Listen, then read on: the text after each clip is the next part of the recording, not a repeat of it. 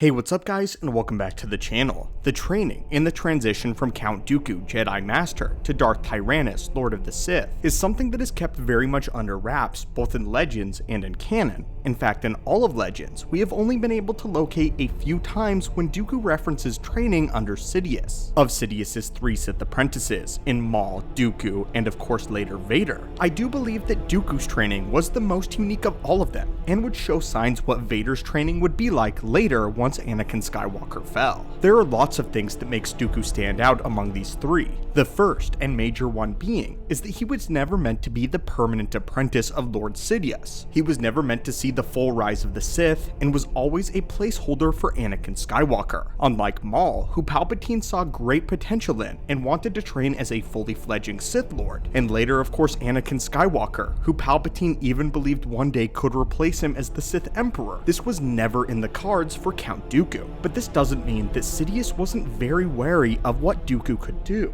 and was very apprehensive of the power of a former Jedi Master of Dooku's caliber. The only real indication that we get of Dooku's training under Palpatine comes from the Labyrinth of Evil in Legends continuity. An important thing to establish before we get into this story is that Labyrinth of Evil is Legends continuity now, and there is very little in the way of Star Wars canon that talks about Dooku's Sith training, and although the passage from the Labyrinth of Evil is not very long at all, it gives us a lot of insight into Dooku's training, why Sidious was worried about Dooku's training, and how Dooku progressed far faster than perhaps even Vader did in studying the dark side. Let's go ahead and explain what the passage says. In the Labyrinth of Evil, it is revealed that Darth Sidious actually trained Maul, and later Dooku, on Coruscant itself. It goes into great detail that there was a vast network of spies that allowed Dooku to travel to and from Coruscant unnoticed, and that allowed Palpatine to slip in and out of his identity of Darth Sidious and back into the clothes and duties of the Chancellor. The Works is an industrial district of Coruscant, one that has been largely abandoned, and there is nothing but droids and essentially death that marks the location. It is where many criminal overlords dump the bodies of those that will never be discovered, and is one of the most nefarious and dark places on the entire city world of Coruscant. The entire sector may have been demolished if anyone could determine who owned what. Rumors persisted that hired assassins and crime syndicates had buried so many bodies in the Works that it should be considered a cemetery. And yet, Dooku loved this place. It was the antithesis of his native Sereno. For Dooku, the Works was very much his home away from home. This was the home for the human who had earned the title of Darth Tyrannus. One structure in particular, columnar in shape, rounded at the top, propped by angular ramparts rising from the defiled core of the Works like a stake driven into its heart, strong in the dark side, made so by Darth Sidious. The building had been the place of Dooku's apprenticeship, just as it had served as the training ground for Darth Maul. And who knew who, or how many other Sith disciples before them? During the 10 years preceding the outbreak of the war, when Count Dooku of Sereno was believed to have been peddling his separatist agenda, spreading it to disenfranchised worlds in the Mid and Outer Rim, he had in fact spent long periods of time in the Works, coming and going at will, or as was required of him.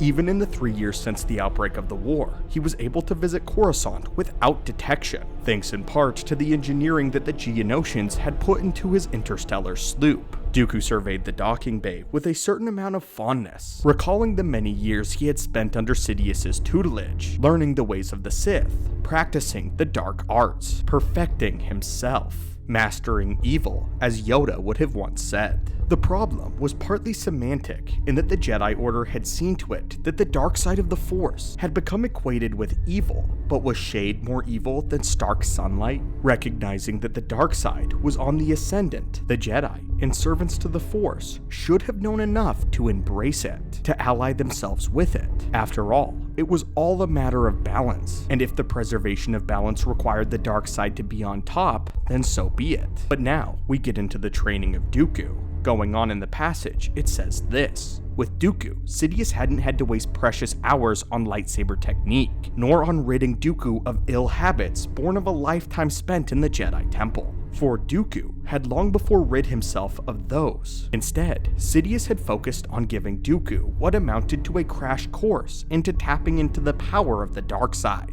A mere taste of it, which had proved to be intoxicating enough to Dooku, enough to even convince him that no course was left open to him but to abandon the order. but even more, that his entire life had been preparation for his apprenticeship to Sidious. That at long last, he had found a true mentor. The Sith saw no need to take on only young disciples, though they often did. Sometimes, the training went smoother with disciples who had lived long enough to grow disillusioned, or angry, or vengeful. The Jedi, by contrast, were shackled by compassion, their penchant for showing mercy, for granting forgiveness, for heeding the dictates of conscience, preventing them from giving themselves over to the dark side, preventing them from becoming a force of nature itself. They are normally strong and quick, capable of conjuring Sith lightning, of exteriorizing rage, all without the need of using the magic hand passes that the Jedi were so fond of employing. The Sith understood that the elitism and mobsterism of the Republic could only be ended only by bringing the diverse beings of the galaxy under the control of a single hand. The galaxy could only be saved from itself by the imposition of order. What fools the Jedi were to not see it, blind to their own downfall. What fools. With this passage, there is a lot that can be gleaned about the actual training of Dooku.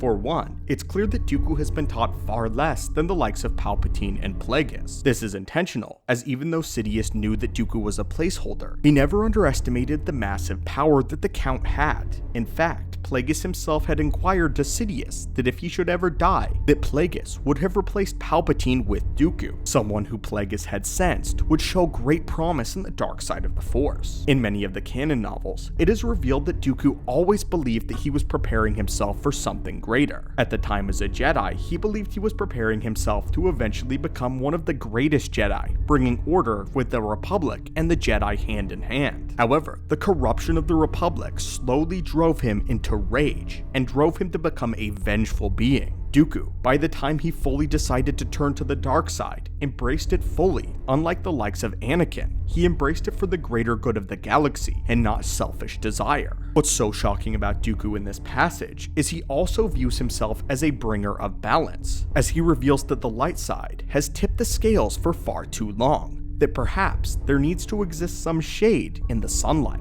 It's also clear that Sidious was holding back. Of course, he had foregone all the lightsaber training, as Dooku was a master, and some considered him to be the greatest lightsaber wielder in the entire order, with even Sidious believing that Dooku was more skilled than Yoda for a time. Sidious was exceptionally wise not to give his placeholder apprentice too much power. He gave him just enough training in the dark side and its methods, its philosophy, to teach Dooku two things. It showed Dooku that he was in fact on the right path to embracing the dark side for the first time ever. Dooku had felt as though he was a student and not the master. Just like Anakin, he always viewed himself as superior to all of the other Jedi, including Yoda. Yes, it's true that he believed they wielded massive power, but he also believed they lacked the true conviction to mark change in the galaxy. For the first time ever in his long life, Dooku has a teacher that he has something to fully learn from completely. Not just the ways they use the dark side, but the ways they wish to shape the galaxy.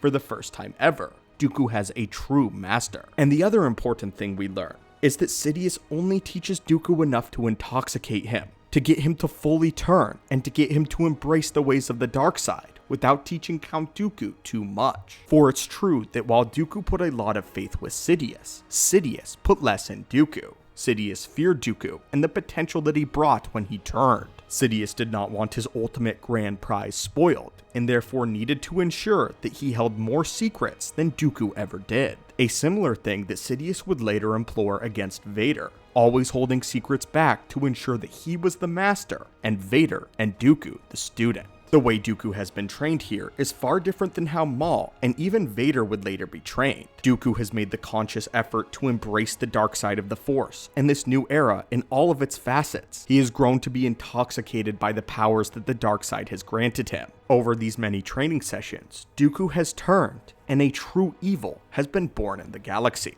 But anyway, my friends, what are your thoughts on this? What are your thoughts on Palpatine actually holding back from showing Dooku everything? What are your thoughts on how Dooku's training was more of a philosophical training than an actual technique training with the dark side? Dooku given just enough to become intoxicated without learning too much to become a true rival to Sidious. If you're interested, the passage that we read today is a prequel book to Revenge of the Sith called Labyrinth of Evil. But as always, my friends, thank you so much for visiting our archives here today, and may the Force be with you.